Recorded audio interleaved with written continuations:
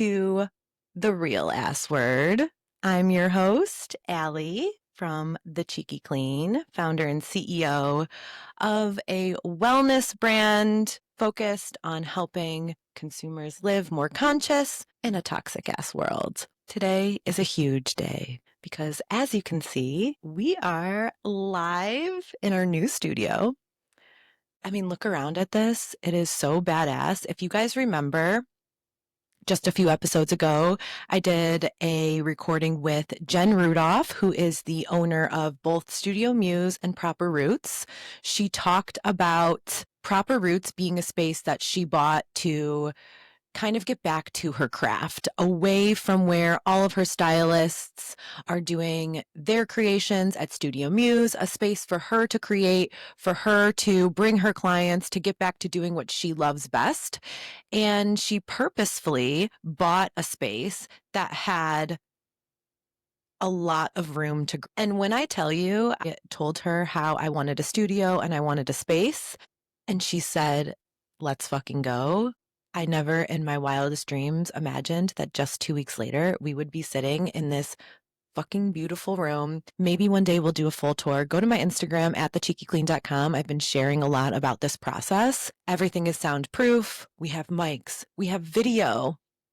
And we're going to be posting these on YouTube. So if you want to watch the video, please go over to my YouTube channel at The Cheeky Clean and take a look at how badass this studio is. Most importantly, this is not just for me. This is for us to evolve this city. The purpose of The Real Ass Word, why I started The Cheeky Clean in the first place, was to align a conscious consumer with the modern brands of the future, especially in the Midwest, where maybe the resources aren't as out in our face and accessible, and we have to bring them to us. We have to find them. We have to help each other learn to live and grow and glow from the inside out. And that means connection, community, and finding these fantastic brands, these creators that are doing the most. So if you are a creator, if you have a voice to share, if you have a unique skill, A, come on the podcast. B, here is a studio. We combined forces between my platform that I was using to start to bring you The Real Ass Word and her incredible knack for bringing a beautiful space to life. We now have a rental available for you. We have the equipment and everything set up. About a year ago, which is so gnarly when I think about how this process came to be, I used to say, I want to start a podcast. I just think it is a way that I could bring the cheeky voice, the brands, the knowledge that I'm sharing to such a larger community in such an easy way. But I was so intimidated by the technology and being a projector, being a energetic being who really only likes to focus on the things that I am interested in, I pretty much wrote off instantly that I couldn't figure out the technology. And so I bought podcast equipment probably 2 years ago and have just sat on it. I've told people, yeah, I'm going to start a podcast eventually. Yeah, I'm going to start a podcast eventually. And then one day I just fucking did it, hence episode 1. And since then, the ball has gotten rolling, and it is a true testament to be sitting here today in the fact that we can shift our reality. There is nothing that you can't do, cheekies. And I want to empower you to take that creative leap and start to do things differently, start to put the ball in motion, and start to believe that you can be sitting in the chair in your dream studio, recording a podcast to help people live and grow better together in the city that you're from, because you can do it. And all it takes is that belief and that trust and that certainty to shift time and space, and suddenly you're there. So on today's podcast episode, it's a solo episode. I really wanted to come into the space, start to get used to how it feels to be filming on video and talking with you guys in a much more intimate way, which it is an adjustment. So don't mind my computer where I have a couple of my notes and things that I want to make sure that we do hit.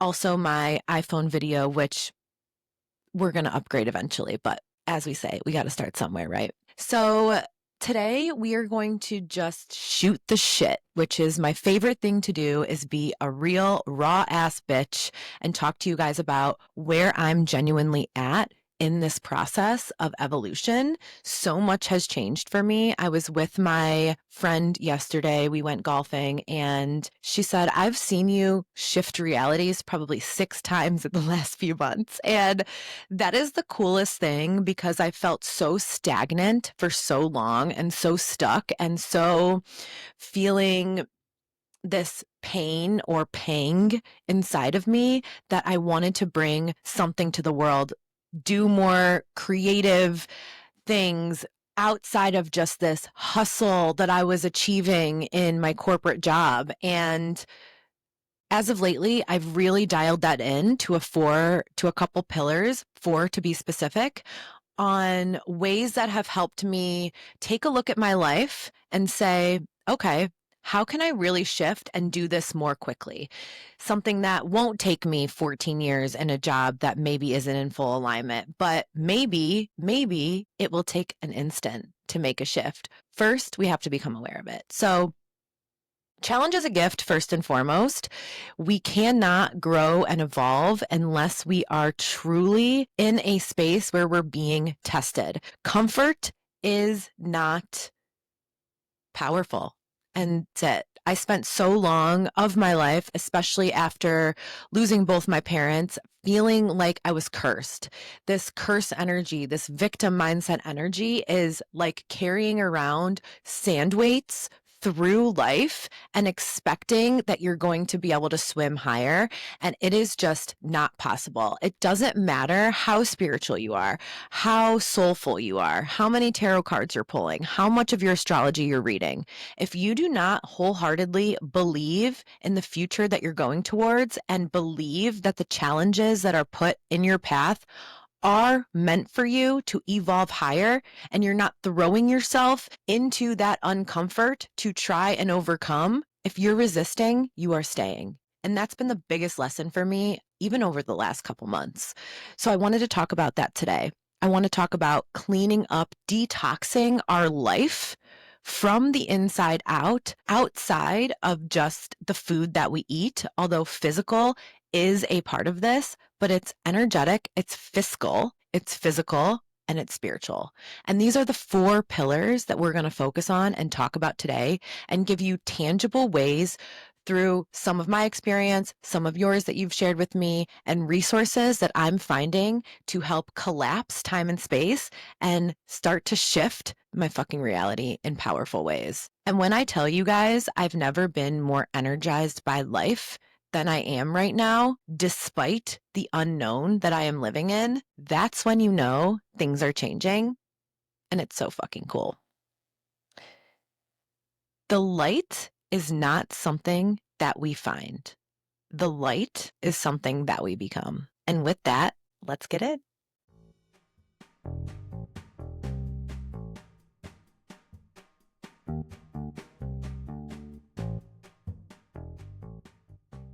So I want to remind you guys first and foremost that our potential is so much greater than who we are right now. That's where it begins. Limited beliefs, limited mindset, not trusting in who you are is the backbone for stagnant energy. I am a Scorpio. I lead with a external confidence, but I spent a lot of the last couple years really in a dark place, questioning myself, questioning what I'm doing, questioning the job that I'm in, questioning the relationships that are around me. I got to a point probably about a month ago where I had to surrender. I was at a point where I could not do one thing without asking for people's validation, whether it's a friend or someone I thought was a potential business partner. External. What do you guys think about this? Is this a good idea? Should I do this? Should I do that? Should I do this?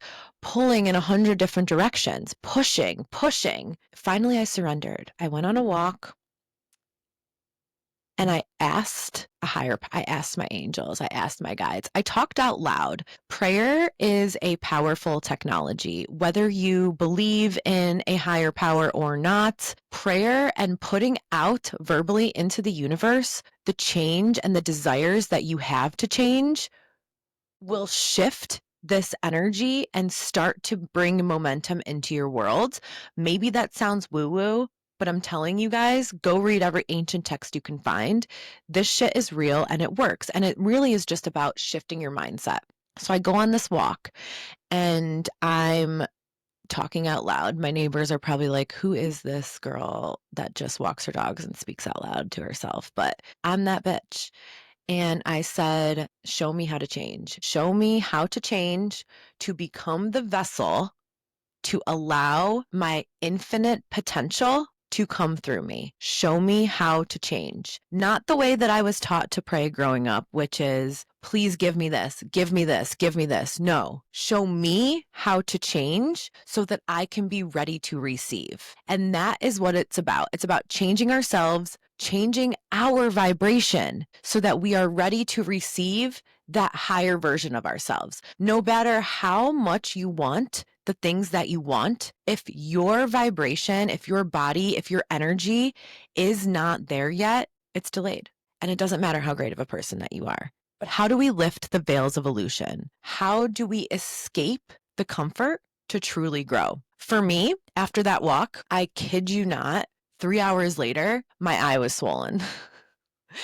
When I tell you guys my eye, if you were following along on my Instagram stories, I did share about it. My eye was so swollen. I could like not see out of it. And it was when I was in the most conflicting space of my life. I am now out of corporate. I've made this huge decision to take a leap of faith and move from my heart. I have the opportunity to create my own destiny, and why not do it now?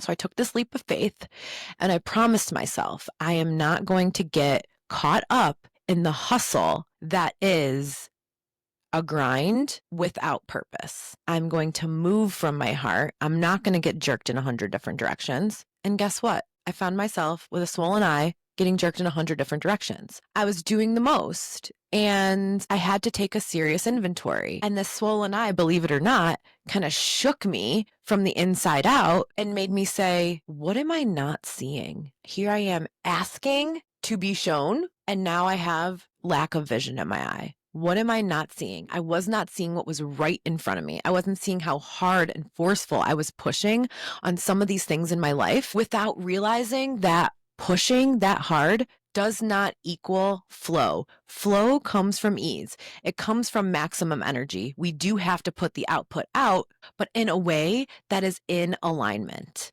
And so I dialed it back and I said, all right, I got to get realigned ASAP. I was feeling bloated, fluffy. I'm working out like crazy. Why am I feeling not myself?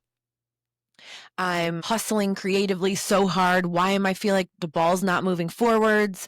Comparing, why don't I have these many followers or this or that or the other?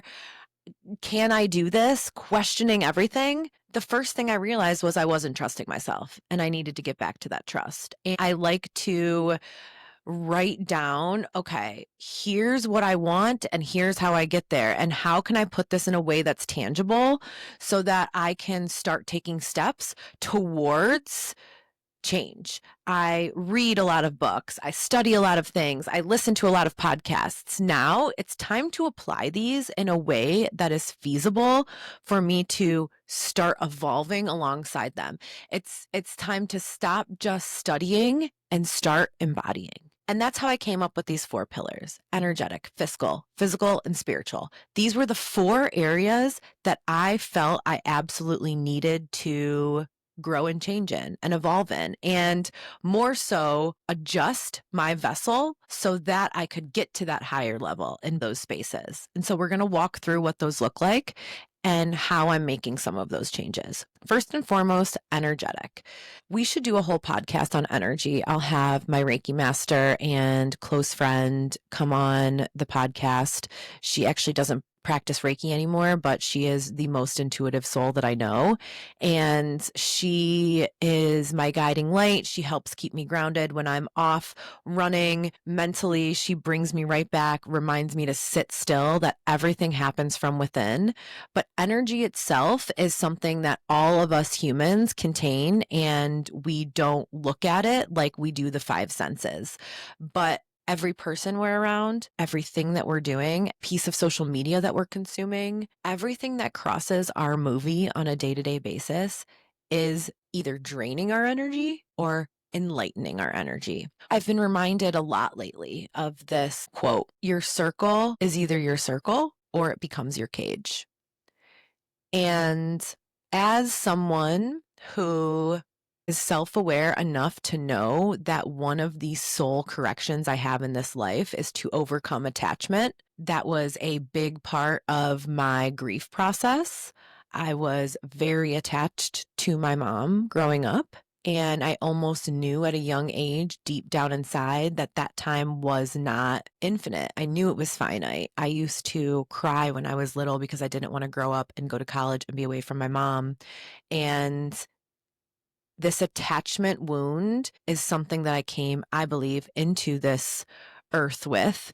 And it's my mission to overcome that. But it shows up in ways that are constantly teaching me. And it goes back to the saying that the tests repeat until we pass them, but they may come in different forms. They may come in different humans and they may come in different ways, but that same test will continue until you make a conscious change. And that is a fact. This became really evident in my friendships. I want to have a guest on who also has experience with relationships that are eye-opening.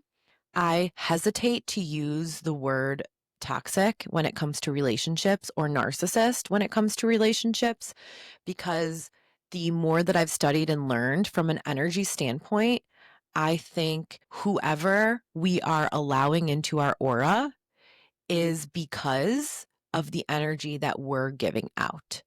So if I'm going to label someone as a narcissist or as toxic in my life, I better be taking a big ass look in the mirror, because I attracted that energy and you are what you attract. So I was leading with toxic tendencies when it came to relationships. I was allowing these energetic claws to come into my field from people who wasn't a balanced energy dynamic with me. And at first I ran away. And I think when it is intense, when it's very intense, it shakes you and it changes you. And I went through a eye-opening relationship that will change me for the rest of my life. And it was so intense that it was easy to kind of set it on a shelf and say, this happened to me, instead of say, what can I learn from this? When I started to say, what can I learn from this? And I started to realize that that was my energy I was putting out that was attracting that type of consciousness back to me. It's kind of jarring because it makes you self-aware. And it made me have to really forgive myself, if I'm being frank. And forgiving someone else is one thing, but you physically cannot if you haven't forgiven yourself. And that's what I was carrying: guilt, shame, question, fear around how I could let this energy into my world. But I allowed it. And the more shame and guilt I carried around it, the more I was carrying it still and allowing that to continue to come in other ways, shapes, and forms. And I was finding myself, even though that one was on a shelf away, I'm out of it, I was allowing a similar type of energy into my life. I was allowing myself to get attached to a similar type of energy in my life because I was still living that way. It was still being mirrored back to me. I realized that this validation that I was looking for from people who are not energetically or consciously or spiritually aligned with me fully was going to continue to be a weight. And until I made a conscious change to shift those relationships, I was never going to attract soulful, evolutionary relationships into my world. I was going to stay stuck, even if it didn't look as dangerous and scary and quote unquote toxic as this one that I set on a shelf. It was still existing, and that's still what I was allowing to change my perspective and lead me and influence me, frankly. And so I had to make some big changes, and they don't seem big on the outside. They were huge on the inside, and they're still hard. It's really challenging to look at yourself and say, wow, this relationship that I'm allowing in my world isn't serving either of us. I think something that we forget about in relationships is that it is a give and take, and you cannot give to someone who is not ready to receive. In fact, you're doing them a disservice by trying to give and give and give and give and give. So people may say, but I'm doing all this, I'm doing all this. Why aren't they doing this? Because you're doing all that and they're not ready to receive it. And in a similar way that we're cleansing our energy through these pillars, it is so critical that we notice where what we want to give or are giving is not able to be received by the other party. And that is a red flag and a time for us to take inventory and make a change. I recently decided that I was no longer going to entertain these imbalanced relationships. And I think I held on to them for so long because I was scared to lose them. I tend to keep a very small, close circle. I love the Cheeky community that we've built when it comes to the people that I spend my day to day with and tell close things to my heart about. It's a small, small circle. And if I've let someone in, it's really hard for me to then close that door.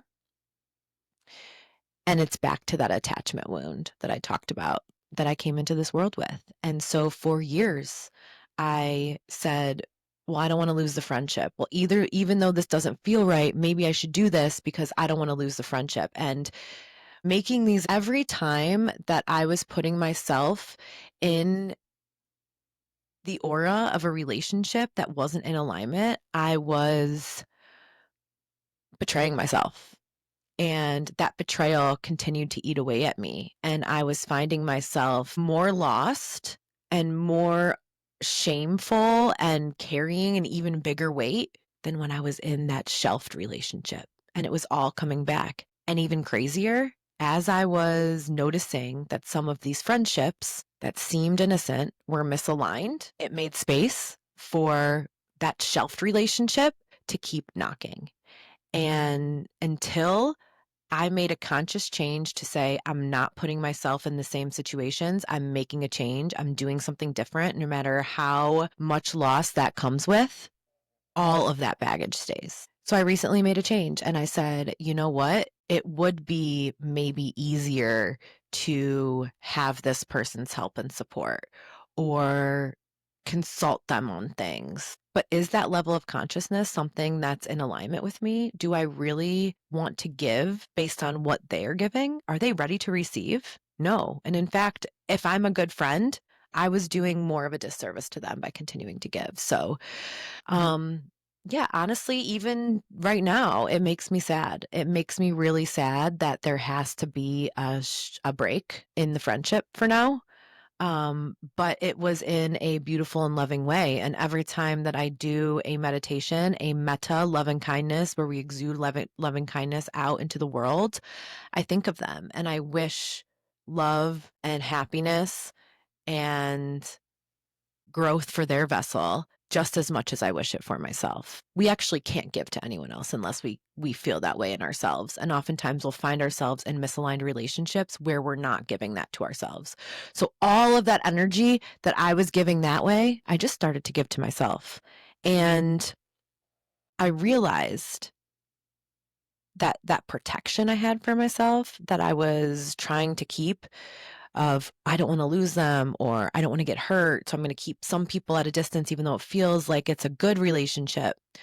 That overprotection, that defense mechanism is actually ego. And until we let down those walls and say, okay, I'm not a sum of my past. I'm who I choose to become. And I choose to, instead of put any energy outside exteriorly, I'm going to put it here. I'm going to trust myself and what's meant to be will come.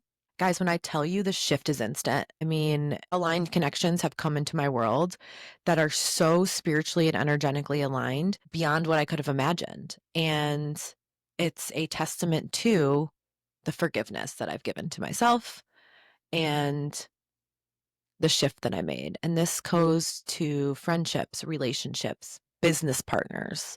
I also want to make a note on overconsumption. I think that consuming as it relates to social media is a very important part of where we're draining our energy, frankly. I've started to mute like the majority of people whose content I was consuming because I want to stay in my own world. I think when you're building something purposeful, genuinely from scratch, you cannot compare yourself to anyone else because we all have a unique gift to bring to the world. And it doesn't matter how many followers someone else has or what someone else is doing or how evolved they are or, what business they're in. If we are finding ourselves being competitive, over consuming, scrolling, feeling like shit, I wish I was there, or envious, that's an opportunity to go within and say, well, why do I feel this way? What do I want? And how can I put more attention and energy on myself to work on getting there? So mute people on Instagram, put barriers on your Instagram, post your shit. Don't give a fuck what other people are doing. Social media is so powerful for us to align forces, but it can also be a complete energy drain and take you away from the things that you are doing to move yourself into your best version. Energetically, we have so much power. We're going to go deeper and deeper into this topic in the future. I want to talk about fiscal next. So, fiscal shifts. This means money. I was taught from a young age that it doesn't come freely. It was obvious to see that life seemed easier for people who had money. My parents, God love them, helped me see, especially my mom, that being financially independent is critical for survival. And I'm so grateful because it allowed me to put this hustle into my corporate career and trust into my corporate career. I bought into my company at a really young age when many people were like, you're doing what? You're paying what to be a part of it? Because I really believed in myself and the company and what I was hustling towards, and that maybe, just maybe, I could exit at a younger age and have a nest egg to help support something more purposeful. But despite any of that, whether the time is right or not, at when I decided to shift, my life has changed dramatically. I went from being very comfortable with a corporate job, with benefits, with perks, with health insurance, with all of these things, kickbacks for a car, all sorts of bells and whistles, comfort, right? And I threw myself into the deep end of the ocean and said, I'm rebuilding and I'm starting over. And that comes with shifts that need to be made. I've once again, similar to technology, I've said, yeah, I'm just like not good at numbers. And so I started my business. I was running around doing whatever. I was, buying every wellness thing I could. I was spending just to spend. And I realized I can't be doing that anymore because there was something inside of me that was like giving me anxiety about it. And if you have anxiety about money, you are not going to attract abundance towards you. So I decided to start combing through my finances, to start shedding the things that I no longer need. What am I doing? What am I buying? What am I doing on a consistent basis? What subscriptions do I have that are not serving me? One thing was getting my nails done. And if you guys met me a year ago, I had literal claws on my nails. I felt like this external appearance was so important. And it was something that, even though it didn't fully align with my cheeky clean lifestyle, I realized that that was so externally focused. What am I doing? Why am I doing this? Why am I spending money on this shit when it's not even in alignment with me? So my nails are being raw dogged, and it sounds like a small little thing, but when I tell you I feel so much more like myself, and when I tell you my nails are so fucked up, thank God for collagen, because these nails seriously are trashed from that shit. And there's something so beautiful about just like being in your own body. A lot of yoga has taught me that we aren't to show up with makeup or, a lot of external things that are distracting when it comes to our yoga practice. It's something I love about my teacher. And it's been so freeing to just get back to my raw, real self. And it's saving me a lot of money. Reprioritizing these things has been so critical. I looked through my subscriptions. I looked at my expenses. I looked at how I can really hone in on what I'm spending on shipping and materials to send out collagen. I downloaded Wave, which is a accounting app, and I started to track my expenses. I started looking at things that I did not need on a consistent basis. I took away AG1. That was a very expensive subscription that I was stuck to for a while, but I learned more, I lived different, and I pulled it back. We'll talk a little bit more about that in the physical. But detoxing my dollars is something that's given me such freedom because now I know consciously, just like anything else, when I say conscious consuming, I know where my money's going towards now. And it's going towards the things that are moving me and my soul forwards to the best version of myself. I pictured myself one day in a podcast studio, and here I am. And guess what? I don't need any ratchet ass nails in order to be here. So the fiscal cleanse and really like looking at our currency as a conscious way of living is a powerful thing. And I think this is really important because it allows me, while I'm not making a very large income right now, to still prioritize the things that matter from a health and wellness standpoint for me. It's allowed me to get creative and think differently. And instead of just going and getting personal health insurance in a Western medical system that I do feel isn't taking a full holistic approach, I got on a group plan with my LLC and I'm working towards protecting myself, but in a creative, smart way, instead of just throwing darts financially and hoping for the best. Conscious intention creates an infinite self. Next is physical. This is an area that I've really dialed in over the last month, more like 3 weeks.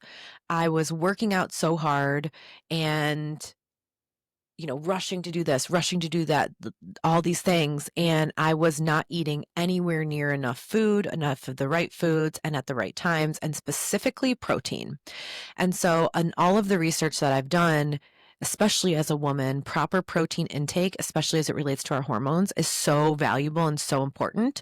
And so I downloaded the MyFitness app and I said, I'm fucking doing this shit. Like, let's just try it out, So I've been doing 130 grams of protein a day. When I tell you in 5 days, I already felt like a new person, energetically, physically, bloat wise. I mean, I'm noticing my muscles being more defined and things are fitting in a better way again. And I'm like, okay, so it goes to show you can work out as hard as you want to, but if you're not fueling your body in the proper way, you're stagnant, just like anything. If you're not preparing the vessel for the next version, you don't get there. One of the things that I noticed was how specific brands and types of food were for me. Because we all are such energetic beings. One of the things I noticed when it came to weightlifting and weight training and high performance athletes, which I study and I want to be strong. There's a interesting trend of super skinny vibes right now, and that's just not for me. I think being strong is sexy. I think it's a factor and a mark for longevity. I want to be as healthy as I can from the inside out. Lifting weights prolongs your lifespan.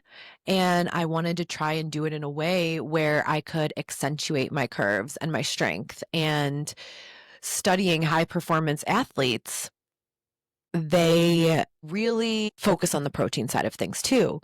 But what I've noticed with many trainers and many people who've maybe cut weight in a short amount of time, it's often done with really processed foods. And so I said to myself, I'm going to do the 130 grams of protein thing, but I'm going to do it with all clean, real foods. There's not going to be one weirdo protein bar. There's not going to be one lead-filled protein powder that I'm using. There's not going to be one quick meal because it's high in protein. None of that shit. And I don't care if it takes me longer. I don't care if that means that on a Saturday, instead of, I don't know, doing whatever, I'm scrolling Instagram, for example, I'm meal prepping. I'm putting on a podcast, I'm putting on some tunes, and I'm meal prepping and I'm getting my shit together for the week. I'm planning in advance. I'm thinking about what foods make me feel good. I'm buying and investing in the brands because I'm more fiscally smart now and the things that maybe are higher quality so that I can fuel my body in a proper way.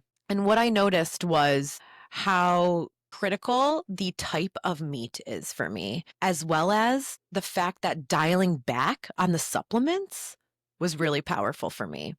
I actually asked you guys yesterday on Instagram stories if anyone would be interested in like a cheeky weekly meal plan or grocery list because I wish I had this when I started and I feel like I had to kind of create it because there aren't many meal plans that are focused on fully clean, farm to table, regenerative, toxic free qualities. And most of them are very high in supplements, and supplements are so processed. They are getting stuck in our bodies. We've talked a little bit about the MTH FKR gene, I want to go into on another episode, but I realized that AG1 was a great way to get nutrients when I wasn't eating enough nutrients. And it was a quick fix for a little while my hormones were spiked because I wasn't consuming enough real foods with proper ingredients.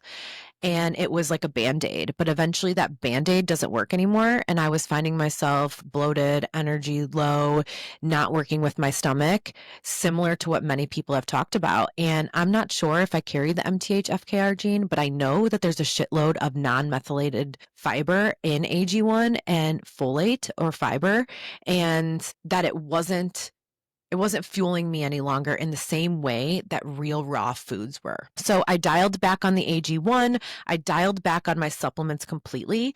At this point, the only supplements that I am taking are collagen because it is from a whole, complete protein. Every now and again, maybe once, twice a week, I'll do a protein powder that is very specific. I really like the Be Well version that I have on my Shop My page. Many contain contaminants and lead and types of proteins that actually bloat you further. So this is super important to note. Creatine, so good for the brain. Every woman should be taking it specifically, but men too, of course. I don't even know how the vibe came about that creatine makes you bulky. That's the weirdest shit I've ever heard. It doesn't do that at all. It really is so powerful for the brain and longevity. And magnesium. These are the only supplements that I'm taking. I am missing one, and that's a methylated multivitamin. I was taking the Thorne methylated multivitamin, and I am still taking it and supplementing it in. I just don't love the product.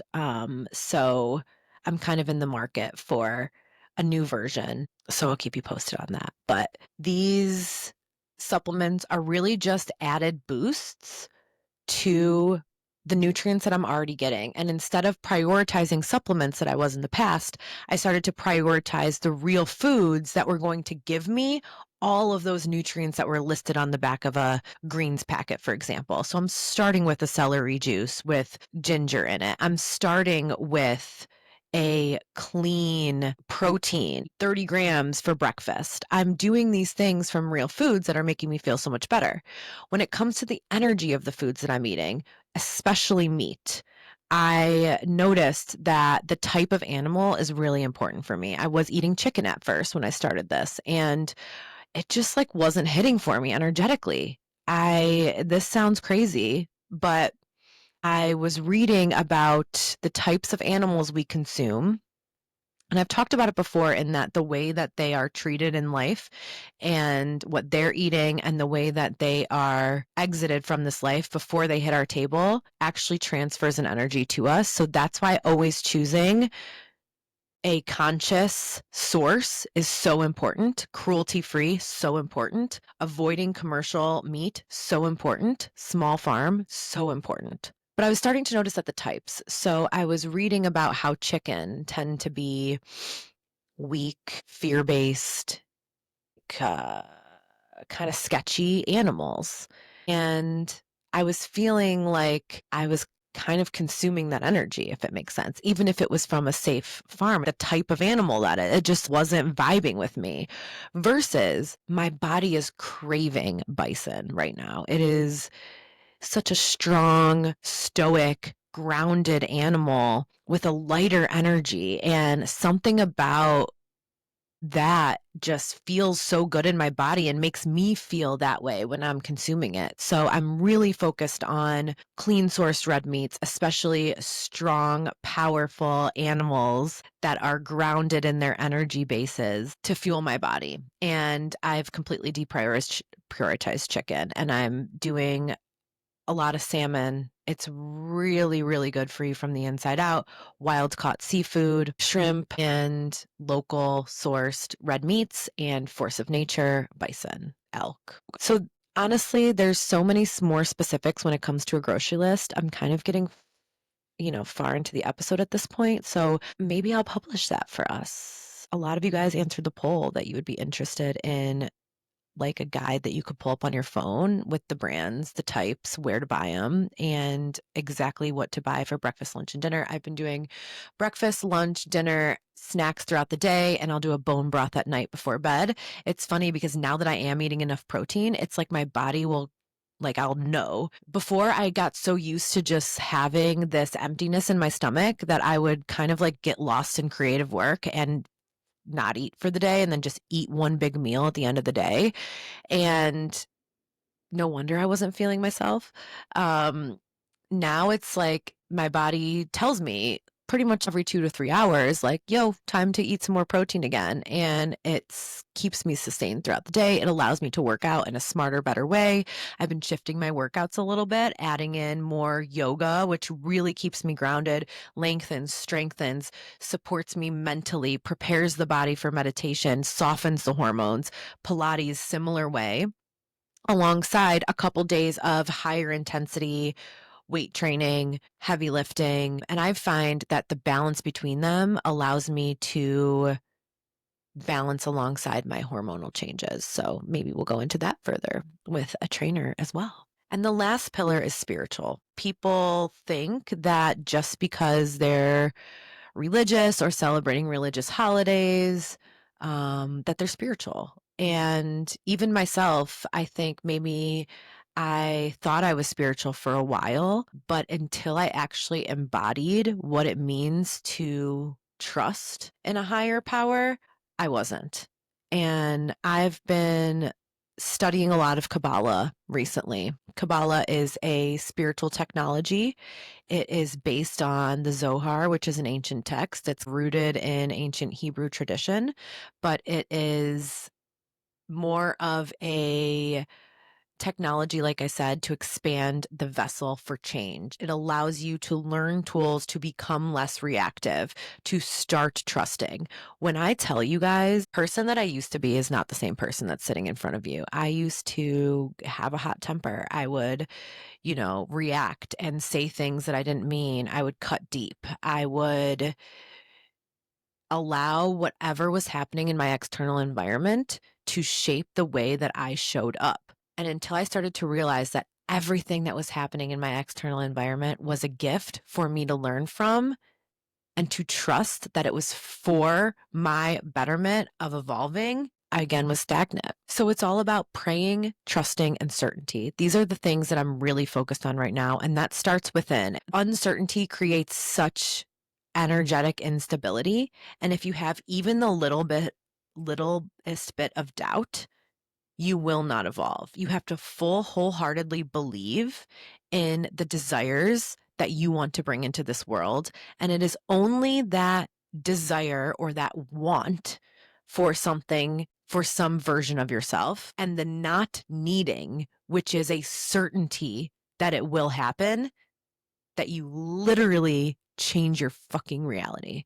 And when I tell you guys, quantum leaps are happening because of this trust and certainty. And people are doing this all day, every day. Look at a Dr. Joe Dispenza. It's really similar to what I learned in my 7-day retreat that I went on earlier this year and what he teaches, which is you are where your attention goes.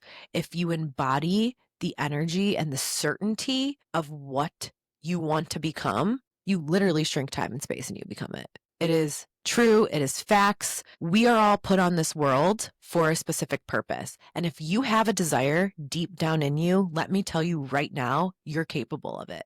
You are capable of so much more than you have any idea that you're capable of. And until I started to believe that, which might literally be just the last month, you're going to stay stuck. And I'm so excited for what's to come. I feel like even my days have been expanding time-wise because I'm moving in purpose and certainty. I'm putting my energy towards people, places, things, food, money, brands that are all in alignment with who I want my future self to be. Slowing it down, pausing and saying, is this serving my highest potential?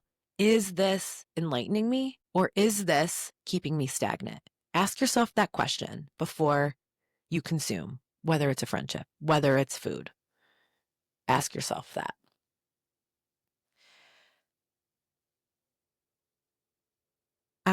Before we got started, I snagged a book. The cool thing about our studio here is it's full of vibes, but Jen has quite a few books that are really insightful and cool. And shout out Adam, who helped with all of the tech while he was getting it started. I just grabbed this book and I opened up to a random page.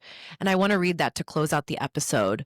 But I also asked you guys some questions on what are we letting go of? Until we decide to make a change, everything stays the same. And everything is related. So if you're choosing to keep a relationship in your life that's not serving your highest good, you will hold yourself back in your business, in your friendships, in your family, in your job, because it's all aligned and created. You can't just choose to excel in one area and drop the ball in the other. They're all in aligned consciousness. I did not realize this in the past, which is probably why when I gave 150,000% to my corporate job, my marriage, my relationships, my self-worth really waned. And what I've learned now is if I want these desires that I so deeply have inside of me, it starts with changing myself internally. And it is a really powerful thing because that's something we can do. It's something that we can consciously do on a day-to-day basis. So I asked you guys what you were letting go of. The responses were so badass. They were shame, guilt around leaving my current job. It was emotional attachment. It was relationships that aren't serving me. It was negative self-talk. All of these things, guys, the awareness that you have that you want to let them go is the first step. Now, just consciously shift. Thank yourself for having that feeling at one point, because now you know you don't want to have that anymore. Forgive yourself for feeling those things and let it fucking go. It's time to rewrite our story. And who knows what reality will shift to. So I opened up this page to this exact page earlier, and it just felt so divine to read here and in line with what we're talking about today. This book is called The Mastery of Self by Don Miguel Ruiz Jr. I have not ever read this before, but I might need to now. If you are like most people, the narrator in your mind is constantly alternating between parasite and ally, sometimes going back and forth many times during the course of a single day. When the narrator becomes the parasite, doubts set in, and you question the choices you make. Inspiration and creativity are gone, replaced by self-doubt and conditional self-love. When the ally takes over, you feel confident in your abilities, and the chatter that fills your mind is joyful. It's important to understand that neither the parasite nor the ally speaks as the authentic self. The authentic self is the divine, the energy of the spirit that gives life to your body and mind.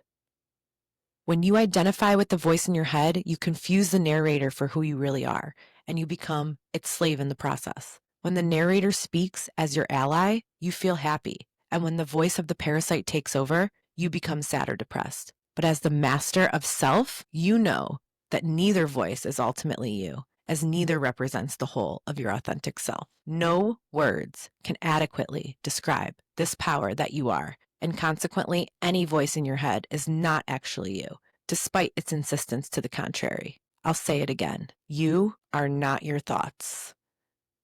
This is the mastery of self in action. And with that, on our first day, Raw the podcast in studio. I want to remind you guys and remind myself that we are our masters of ourselves and we can transcend and we can do some big ass shit. And together, we're changing ourselves, we're changing our city. Shit, let's change the world.